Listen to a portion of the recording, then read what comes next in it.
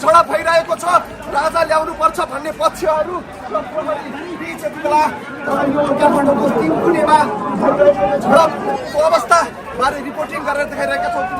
घरमा राजावादी समूहले आगजनी गरेसँगै यो अवस्था निकै नै विकराल बनेको छ।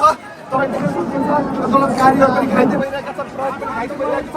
आन्दोलनकारीले लाठी चार्ज गरिरहँदा पनि प्रदर्शनकारीहरू मान्न तयार छैनन्।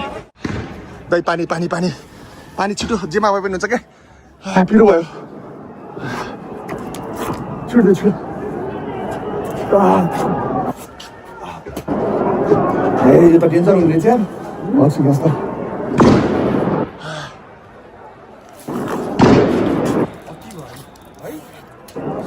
बर्बाद हुने भयो, देश बर्बाद भयो दाइ, देश बर्बाद भइसक्यो।